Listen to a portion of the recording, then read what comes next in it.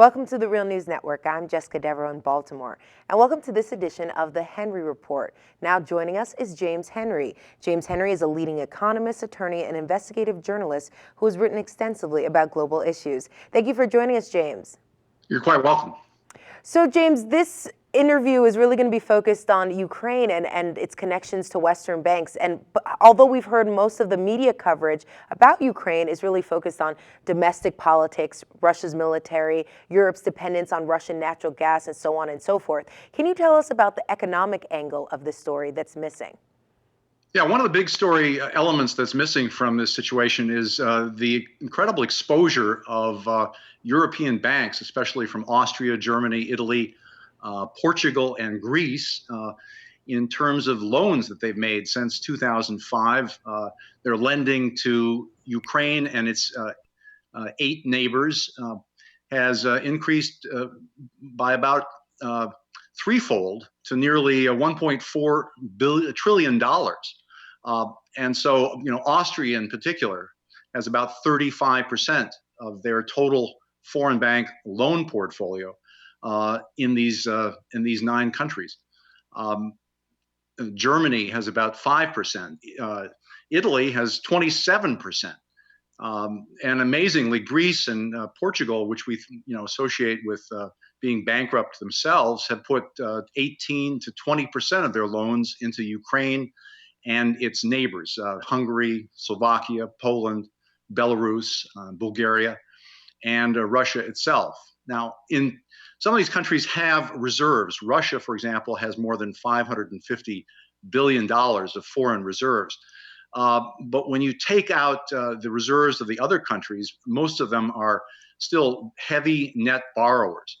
And so if there were some kind of economic crisis, or if we tried to really assert trade sanctions or crack down on the foreign assets of Russian oligarchs, for example, I think a lot of these Western banks are concerned that it would sink the fragile European economic recovery, and basically, put a lot of these Western banks under. So the question is, for economic foreign policy here, how do we apply any pressure at all to Russia?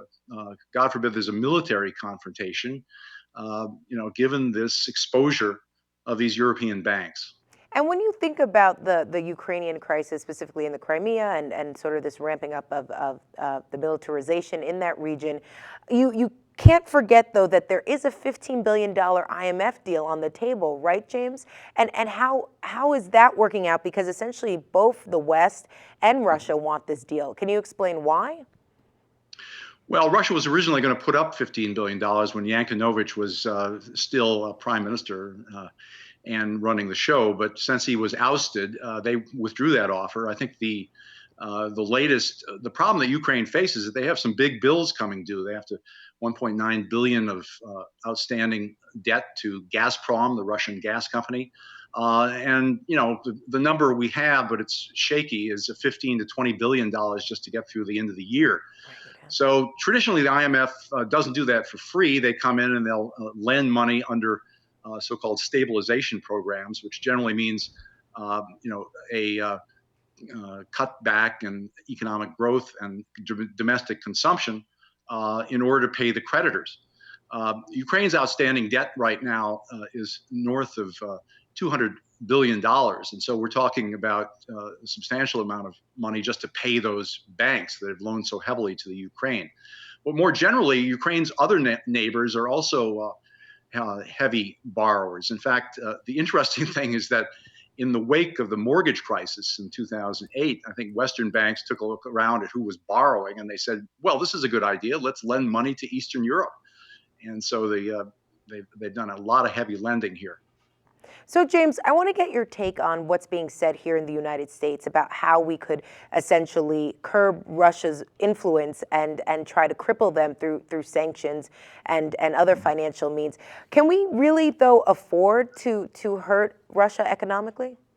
I think the reality here is that in this area, the national security pundits and the politicians and some journalists who've been covering the story rather ineptly, I think, have ignored the fact that there's all this exposure by European banks and therefore the whole European economy to what goes on with the Ukrainian situation. Typically, the economists don't get asked about national security questions until it's too late. And here we've had effectively foreign policy being made by private financial institutions that have managed to get up to their eyeballs in debt in lending to a bunch of countries in Eastern Europe that are now we would like to apply pressure to, but if we do that, we're likely to sink these banks. So it's a good lesson for the future in terms of the reality of conducting policy in a world where banks make a lot of the decisions. All right, James Henry, thank you so much for joining us. You're quite welcome. And thank you for joining us on the Real News Network.